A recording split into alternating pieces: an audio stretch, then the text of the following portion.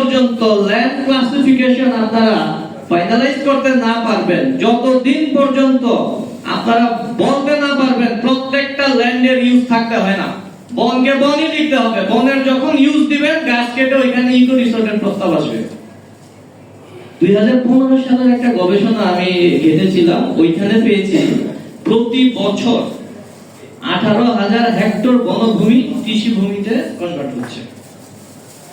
এই বছর কয়েক মাস আগে ন্যাশনাল স্পেশাল প্ল্যান হচ্ছে ইউডিডি, আমি ওইটার টেকনিক্যাল কমিটিতে ছিলাম।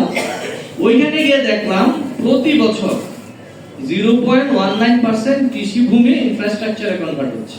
তাহলে বন কেটে কৃষি বানাইলাম, কৃষিতে বালু ভরাট করে আমি ভবন, রাস্তা এই ধরনের জিনিসপত্র বানাইলাম। তাই আমি কি পরিকল্পনার মধ্যেও তো আমার এই জিনিসগুলো নাই। শুধু পরিকল্পনা করলে হবে না, দরকার পরিবেশ পরিকল্পনা। পরিবেশকে প্রাধান্য দিয়ে পরিকল্পনা যদি করতে পারে থাকবে। আমি গেলাম এসটিপি প্রজেক্টে, ডিটিসিএ করছে এটা, তাদের পরিকল্পনা ঢাকার জন্য পরিকল্পনা করছে এইটা রাস্তা টেনে কাপাসিয়া পর্যন্ত নিবে। কিভাবে? ভাওয়ালের বনের উপরে দিয়ে। কোন রাস্তা 30 ফিটের নিচে হবে না। আপনারা কি জানেন বাংলাদেশের কারখানা, ইন্ডাস্ট্রিয়াল যে সমস্ত প্রজেক্টগুলো আছে, এটার মিনিমাম রিকোয়ারমেন্টস হচ্ছে 30 ফিটের রোড লাগবে। তো আপনি 30 ফিট রাস্তা বানাইবেন, ওই বেটায় ফ্যাক্টরি বানাইলে দোষ কি? পরিকল্পনা সব জায়গায় করতে হয় না। যতক্ষণ পর্যন্ত বনের জায়গাটাকে আপনারা প্রটেক্টেড এরিয়া হিসেবে ঘোষণা করতে না পারবেন, জীবনে হবে না।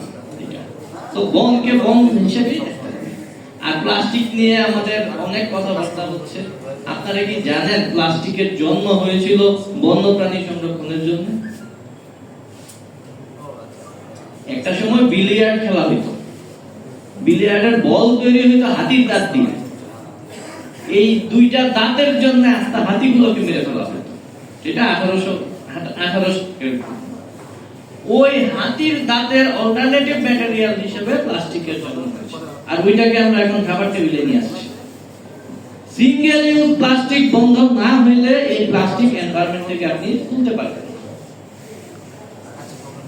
75 বছর পূর্তি অনুষ্ঠান হলো ঢাকা বিশ্ববিদ্যালয়ে, আমরা অ্যাটেন্ড করলাম যারা অ্যালামনাই আছি। আমাদেরকে অ্যাওয়ার্ড দেয়া হলো প্লাস্টিকের।